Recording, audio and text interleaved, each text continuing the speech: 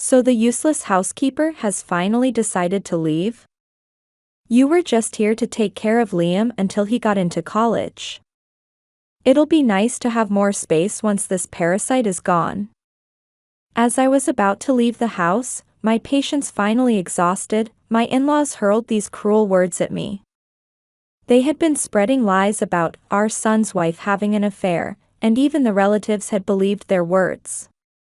Their outrageous accusations made me feel like I was about to explode with all the feelings I'd been suppressing.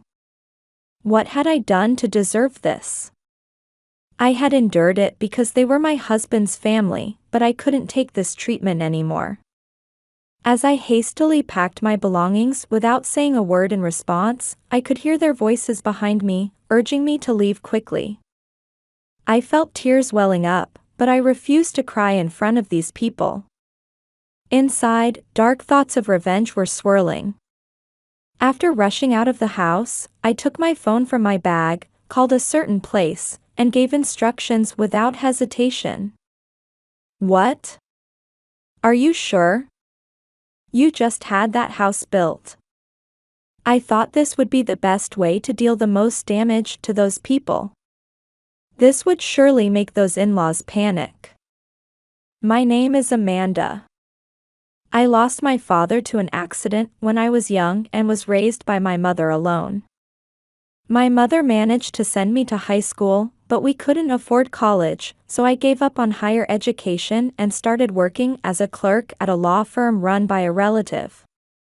There was a lot to learn, but the workplace had good relationships and was very comfortable to work in. I'm grateful to my relatives who hired me despite only having a high school diploma. When I was 30, I met Edward through a friend's introduction and got married. Edward was a widower. His son Liam was a high school senior preparing for college entrance exams, and perhaps because of the stress, he was always on edge and barely spoke to me. Edward also had elderly parents, and at Edward's request, we decided to live together in a two-family house. As someone who had only lived with my mother, I was happy to have more family members, but life afterward didn't go smoothly at all. After starting to live with my in-laws, I became responsible for all the housework. I hoped that my in-laws, who were at home, would help a little, but they insisted that housework was the wife's job and wouldn't budge. With no choice, I kept up with cooking, laundry, and cleaning every day despite my busy work schedule.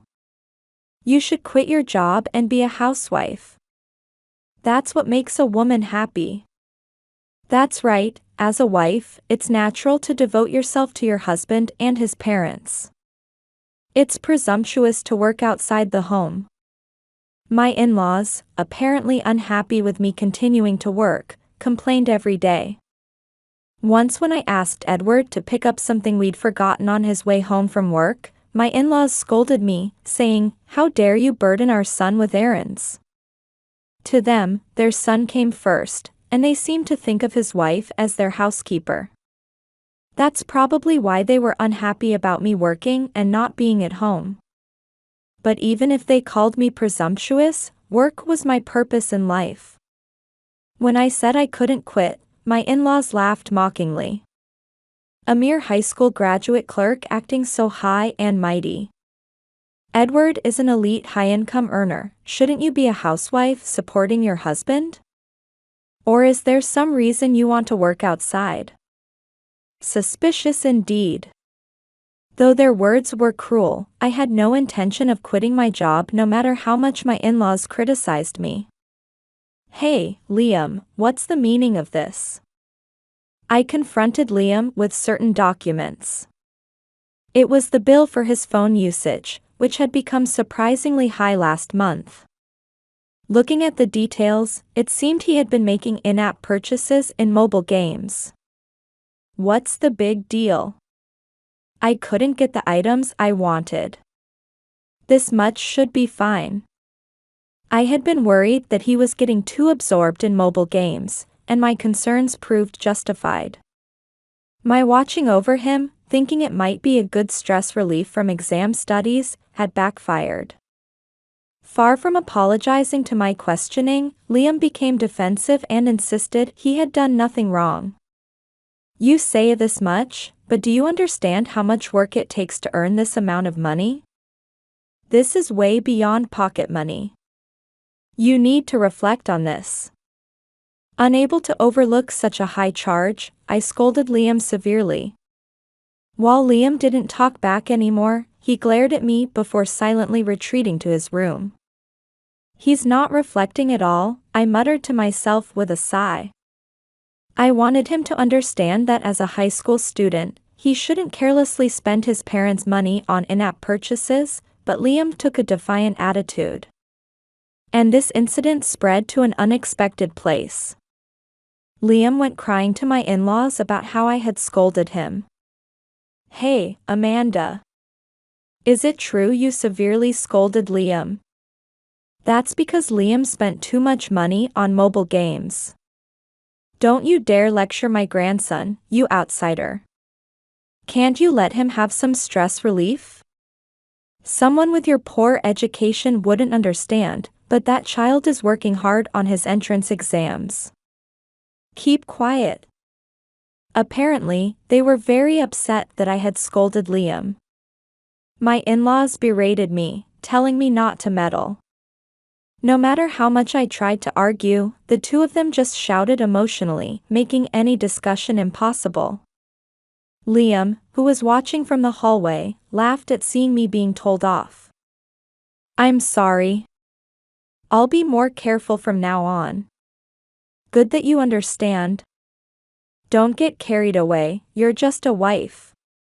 While I apologized to my in-laws on the surface, unable to argue anymore, inside I was filled with unresolved feelings. Later, when I passed Liam in the hallway, he said something unbelievable. Don't meddle with your poor education. I don't think of you as my mother at all. I really don't know why Dad married a woman like you.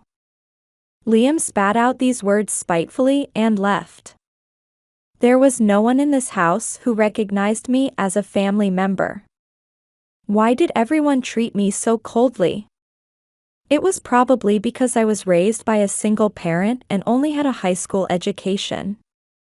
No matter how hard I worked at my job and housework, to them it was just expected, and they didn't think they needed to show any gratitude. No matter how tired I looked, they wouldn't stop treating me like a housekeeper. They probably just thought of me as a convenient tool. When I consulted with my husband Edward, he dismissed it saying everyone meant no harm. But I was neither a tool nor a housekeeper.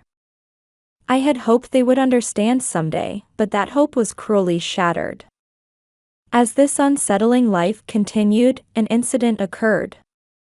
One day, we received word that Edward had been in an accident at work and would need to be hospitalized for a week. Thank goodness. I was worried, but he'll get workers' compensation, right? He's an elite employee, so he'll be fine. We can rest easy even with him in the hospital. While worried about their son's accident, my stingy in-laws were clearly anxious about the income being cut off. But they seemed to relax after thinking about the workers' compensation. Then they started severely restricting my use of electricity and gas, saying no wasteful spending. If they judged something even slightly wasteful, they would cut off the electricity and gas without discussion, even while I was using them. The shower was the worst. Wasting again. How long are you going to use that water? What a waste. Don't be extravagant, you parasite. When I tried to take a shower after coming home tired from work, they strictly limited my time to 5 minutes, and if I went even slightly over, they would bang on the bathroom door and yell at me to get out immediately. There was no way to relieve my daily fatigue, and I was fed up with living under what felt like constant surveillance. Beyond that, anything I used was called wasteful, and my meals, daily necessities, and even cosmetics were monitored by my in-laws. My in-laws' self-centered and insensitive behavior continued. When I was away at work, they would enter my room without permission under the pretext of checking for wasteful spending. While rummaging around, they found my old planner. Then they confronted me with it when I returned home. "What's this? Why are you going through my planner without permission? Give it back. Your panic is suspicious." What a woman. My father-in-law twisted his face and spat out those words. "Who's this Blake written here? You're not having an affair, are you?" The schedule book indeed had "Dinner with Blake" written in it. But that was the name of the director at the law firm where I worked. There was nothing improper about it. But even when I denied it, saying Blake wasn't that kind of relationship, my in-laws were determined it was an affair and wouldn't listen.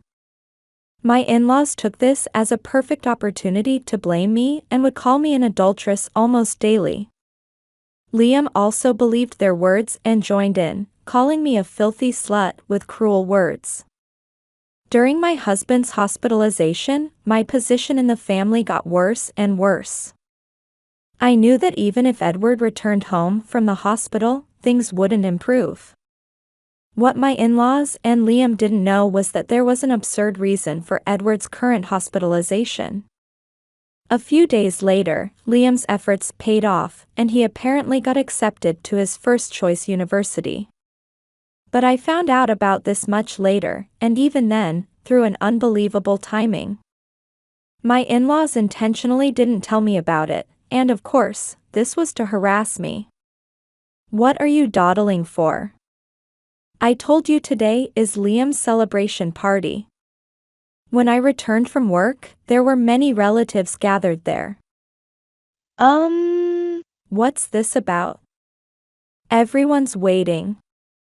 Hurry up and prepare the meal."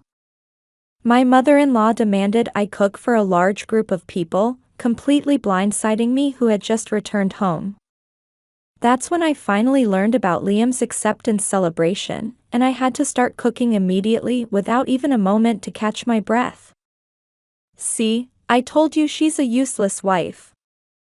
If we had known she was this kind of woman, we would never have allowed our son to marry her." She strictly scolds Liam just because he's a stepchild. She's a terrible woman. She should get divorced soon. While I desperately prepared the food, my in-laws earnestly told the relatives how incompetent a wife I was. They probably didn't tell me about Liam's acceptance celebration just to humiliate me in front of the relatives. Their childish behavior was so ridiculous it went beyond anger to amazement. Plus, it seems the wife is having an affair.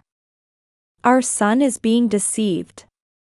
She desperately denies it, but one day we'll catch her and throw her out of this house. Because my in-laws spread lies about me having an affair, even the relatives believed their words. Their outrageous accusations made me feel like I was about to explode with all the feelings I'd been suppressing. What had I done to deserve this?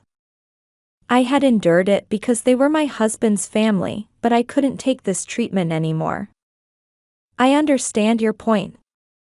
Since you clearly don't want such an incompetent wife, I'll prepare to leave soon. After the celebration party ended and all the relatives had left, I said this to my in-laws. "Oh, you've finally come to your senses?" My mother-in-law, who apparently really disliked me, smiled with pleasure. "So the useless housekeeper has finally decided to leave. Now that Liam has been accepted to university, we don't need you anymore. Thanks for your work until now. You were just here to take care of Liam until he got into college. It'll be nice to have more space once this parasite is gone. Did you really think someone with just a high school education could become part of our family?" The two of them burst out laughing. Their expressions were ugly and made me realize they would never change their ways. "That's enough. Thank you for everything until now." I didn't talk back and quickly packed my belongings. Behind me, I could hear their voices urging me to leave quickly. I felt tears welling up, but I was determined not to cry in front of these people. So I left with just the bare minimum of belongings. I thought I'd stay at a hotel for now and caught a taxi to tell them the destination. Inside, dark thoughts of revenge were swirling. In the car, I took out my phone from my bag and called a certain place. It was a real estate company, and I gave instructions without hesitation. I'm selling all of that land and building. What? Are you sure? You just had it built for 2 families to live together. Indeed, as they said, that house had been built recently. While it might seem crazy, I couldn't stay quiet after such treatment. I thought this would be the best way to deal the most damage to those people. This would surely make those in-laws panic. The next day, I immediately received a call from my in-laws. What is the meaning of this? Explain yourself right now. The two were furious on the phone. Probably first thing in the morning, a representative from the real estate company must have visited their home. And they must have learned that the house and building were being sold. How can you sell this house on your own? Did you steal the deed? We'll report you to the police right now. Be prepared. My in-laws cursed me as a thief. But they didn't know that I was the registered owner of that land and building. I didn't steal anything, the land and building are registered in my name. I paid all the construction costs too, you know? When I revealed this fact, my in-laws laughed. Don't lie to get out of this. Someone with just a high school education like you couldn't possibly have that kind of money. You liar. If you don't believe me, why don't you ask the real estate agent there? Yes, this is indeed registered under Amanda Sama's name. When told this decisively, my in-laws became half crazed, unable to process it. Lies. You must be in on this too. You won't get away with trying to commit fraud. Our son is an elite employee, right? He must have built this house in his name, so how? Actually, while Edward appeared to leave for work every morning in a suit as an elite company employee, he had been fired a year ago for causing trouble at work. The trouble was a women's issue. Edward had been having affairs with multiple young women at the company. When HR found out about this, the company, which was strict about compliance, fired him for disciplinary reasons. Since then, Edward had been earning a small income from part-time work, but I was earning more than 90% of our living expenses. Neither my in-laws nor Liam knew that Edward had been fired. They had constantly insulted me, but in reality, their son Edward was the useless parasite. While I was angry at Edward for cheating and becoming unemployed, when he got down on his knees and begged for forgiveness, I gave him one last chance. That's why I had kept quiet about Edward leaving his company, but this had only reinforced my in-laws' view of me as the brain-dead wife who married their elite son. For someone with just a high school education. You're a liar. My in-laws stubbornly refused to believe my words. Seeing no progress, I let out a sigh. There was no point in continuing this argument. I'll mail you the documents later. You can judge whether it's true when you see them. Documents? What documents? Even you should understand what they mean when you see them. Excuse me. Saying this, I hung up unilaterally. Later, I sent an eviction notice along with my business card. It showed the name of the law firm where I worked, and the title before my name. That title was attorney at law. While I couldn't go to university due to family circumstances, I had passed the preliminary examination for the bar exam while working at the law firm and passed the difficult bar exam on my first try. In other words, I was a genuine lawyer. My in-laws called again after seeing my business card. Well, do you believe me now? Anyone can forge a business card? You adulteress must be trying to trick us.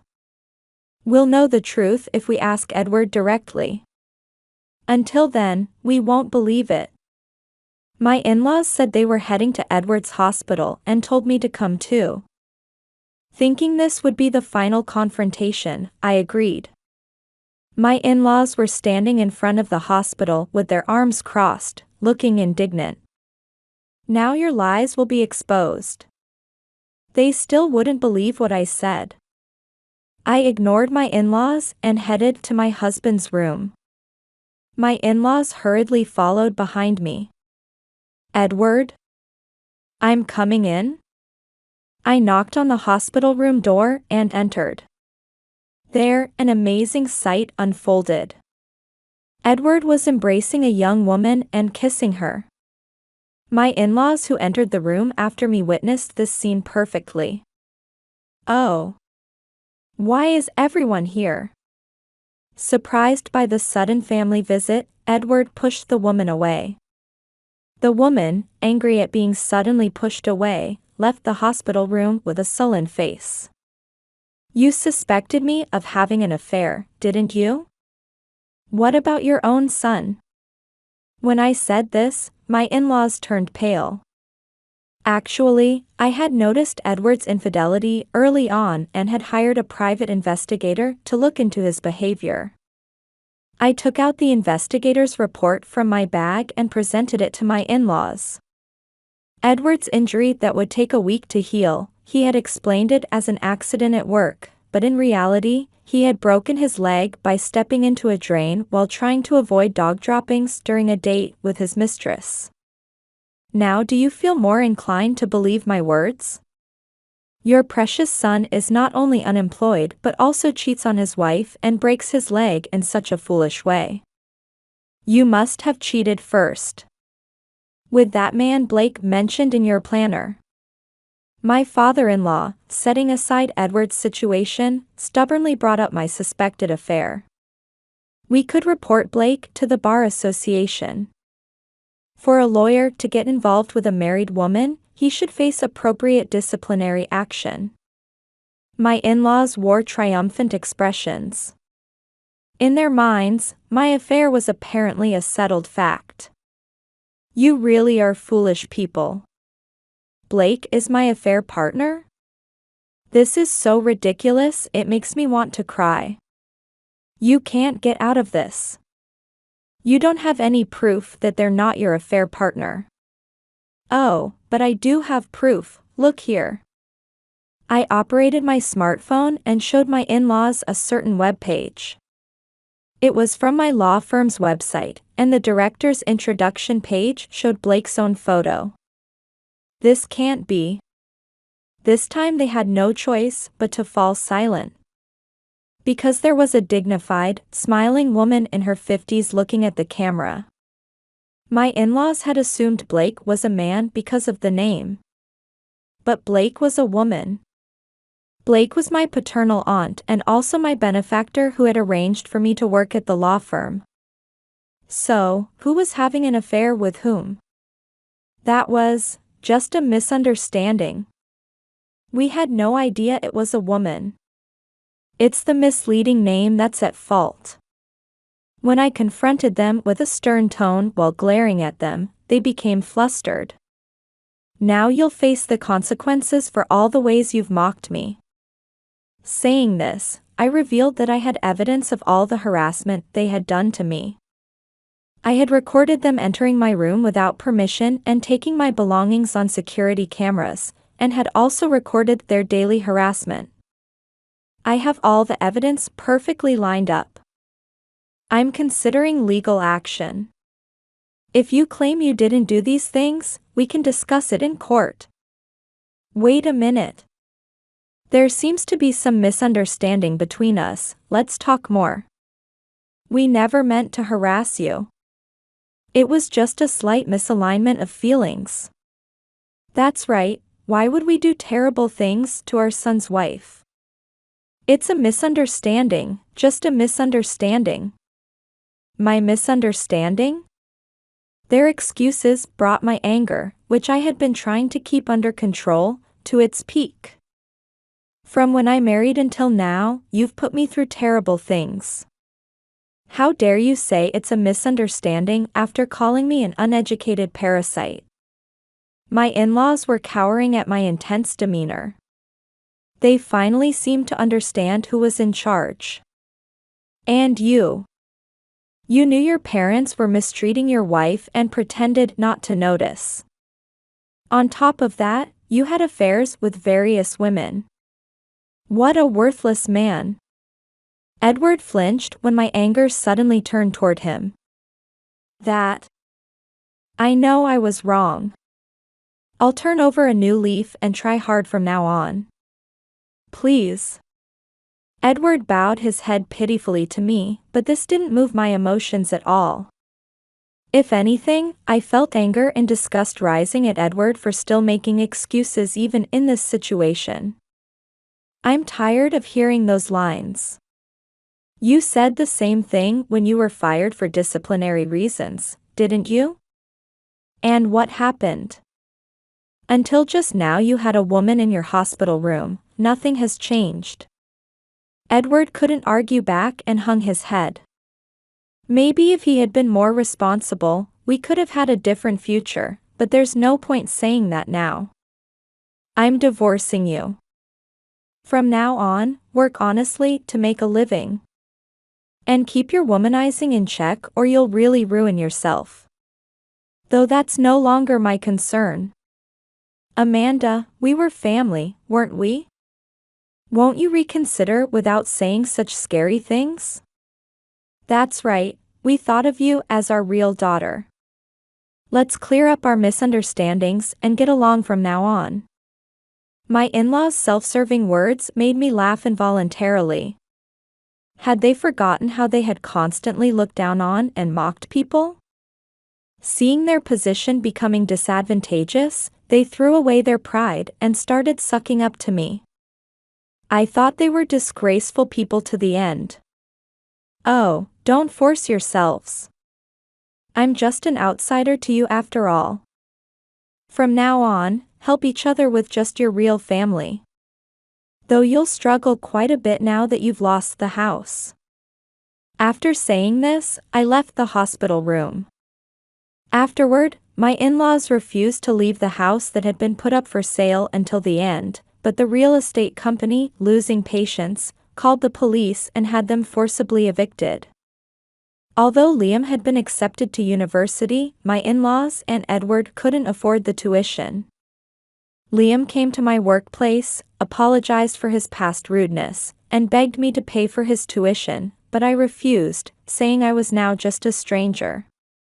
After that, his university enrollment apparently couldn't happen, and he decided to get a job after high school. He probably never imagined that he would end up in the same position as me, whom he had looked down on for having only a high school education. But it's a good opportunity to correct his personality of looking down on others. Unlike my in-laws and Edward, he still has room for reform. If possible, I hope he learns about society's harshness and becomes someone who can understand others' pain. Afterward, I took civil action over the in-laws' harassment and my husband's infidelity in succession and managed to receive a small amount of compensation from Edward and my in-laws. After that, Edward and his family apparently moved into a small public housing unit. Not only Edward but also his elderly parents had to go to work, and Liam got a job at a small factory. My in-laws apparently tell people around them that the fish they let get away was big. Hearing this, I'm really glad I didn't reveal that I was a lawyer earlier. If they had known that I earned more than Edward, things would have become even more troublesome. I had no desire to become my in-laws' cash cow. After my divorce from Edward was finalized, I moved to a new apartment using the money from selling the house and land. The new home is plenty spacious for living alone, and it's become my favorite space, furnished with interior decorating to my taste. While living with Edward's family, I felt suffocated by the oppressive atmosphere, but now that everything is over, I'm experiencing a sense of liberation. Though I was constantly mocked and looked down upon by them, now I can work with confidence. From now on, as a lawyer, I hope I can help weak people who are oppressed like I once was. The days of being oppressed by my in-laws and betrayed by my husband were painful, but it's because I dared to fight back that I have my happy daily life now.